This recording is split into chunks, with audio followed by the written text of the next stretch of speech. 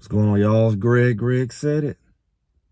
Y'all, we back, and Colorado's back, at least for a minute. Colorado's back doing the summer workouts. Got a couple of videos out there. Y'all, we've been talking about Shador because that's what's been going on. I mean, the last month or so has been just everybody was on break. You know, summer camp hadn't started yet, training, and Shador was in his rookie camp and had OTAs, and that's been the big thing, and it's still the big thing. We don't know if he's getting an opportunity or not. I mean, they say he's gonna get an opportunity. They say it, but it don't look like it. They hide and stuff. It's weird. But one thing that's not been hidden is Colorado. But it will appear that way because I've made a couple videos before. It seems that people kind of looking over Colorado. I mean, they don't have the big name. They don't have all that going on. They just write them off as Shador gone, Travis gone. They're gonna be in for a rude awakening. Here's why. We said, when we looked at them during the spring and even during the winter workouts, this team moves and feels different. They keep adding pieces. They're bigger. Everybody talk about how small it is. They're bigger. They're more experienced. But they just look like just really athletic team. They look like athletes who don't have two left feet in every position. It's not like, you just got, this position is solid, but the other one, they got some pretty solid linemen on both sides, offense and defense. The linebackers look like athletes. Like they can cover. They can get out there and get that wheel route. They got guys who look like they can get out there and on some running teams and get out there and just eliminate angles and just be a lot more diverse in what they can do. Not just one guy, but the whole unit. They look like the DBs have the depth and just overall talent. Especially after that first year, the DBs just looked like they just didn't have a clue. They were falling all down, getting burnt.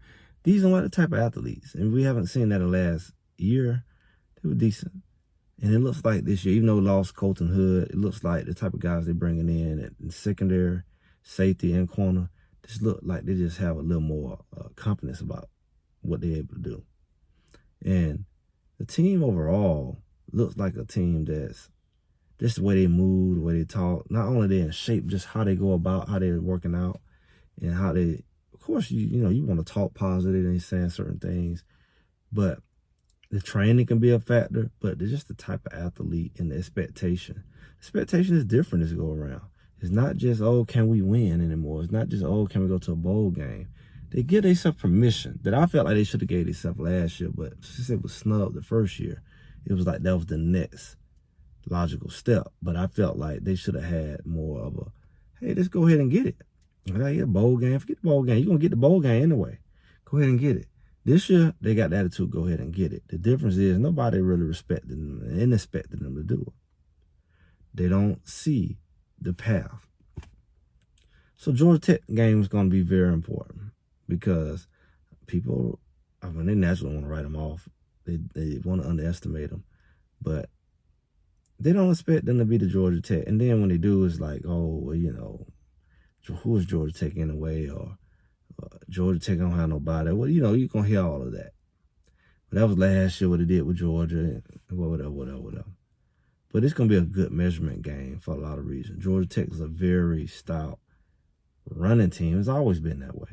They never had the greatest quarterbacks. They have good receivers like Megatron every now and then. But they've always been able to run that ball, even when they lost. They always ran some type of veer option, type of offense. So they've always been top in running. Quarterback is not going to really throw down the field a lot, but he can throw it a little bit, but he can run it. He's a big size dude. So he going to really put your D-line to the test that you think you have. He going to put your linebackers to the test more than anything. He'll try to slide out there and pass a little bit, but because here they got a receiver. I think he come from, USF? That the guy come from down there somewhere? Or is it AIU? One of those schools. FIU. They don't have a whole lot of weapons like Colorado. They don't have the arm talent nowhere near. But he's a decent quarterback. He reminds me a lot of the quarterback that used to be at North Dakota State. So he's efficient. He's not making a lot of mistakes throwing the ball. and he's going to get yards. And his goal is to just plow away at the clock and eat you up like they did some teams last year. They did Georgia, they did Miami. They beat some decent teams. We don't know what they're going to look like this year, but people don't know what Colorado's going to look like either. And they don't look like they're trying. I don't think they really care. I think as much as they talk about Colorado, about clicking hypes, that's what they want to see. Colorado doesn't look like the team who's going to have the hype. The hype is just not going to be the same. You don't have the top 2 NIL guys on your team. Just call it what it is. With all their social media following and just all the hype that come with them. You don't have that. So I'm not going to expect that. You shouldn't expect that. You shouldn't expect for the team to have that kind of buzz. But what you can expect is it look like a real college team. They're going to play more like a college team. They're going to be more well-rounded, like what you always wanted them to be. As far as the balance of running the ball and throwing the ball, it's going to be more balanced. It's going to be more efficient across the board. Like their special teams is going to be better. They're not going to be giving up just big plays, because it was the battle of the extremes with Colorado. They would make big plays and they gave up big plays almost equally. And it just was a roller coaster ride. This team roller coaster is going to be like a kiddie roller coaster. You know, it ain't going to be, it's not going to be all of that. It's going to be more like, you know, a little kiddie roller coaster. You know, not a lot of highs, too highs, and not a lot of deep lows. They're just going to be more disciplined. They're going to be more talented to keep up with pretty much anybody, where you can't really expose them. That's what I'm saying. And a lot of people bringing up, hey, Greg, you notice they're not playing that music? You know, I've seen the last couple of videos where they played the music after a certain period of time. Like it was quiet for a certain period of time, they work out a period of time. But he explained to them about the music, which I tried to explain last year. And some people had a fit. A lot of people had a fit. They didn't want to listen. But he pretty much said what I said. It's like, look here.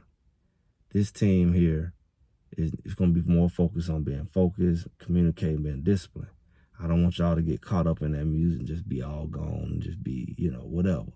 So he's explaining to them the impact that music can have and how to effectively use it. So don't be dependent on it and don't feel like you need it to perform. At the same time, of course, you know, stay focused, you know, don't get too out of hand, too loose up in there. I want y'all to have a good time, but it's amazing you have to explain that. But clearly it was a factor. You know, almost to the point where people complain about watching, like they just play too much.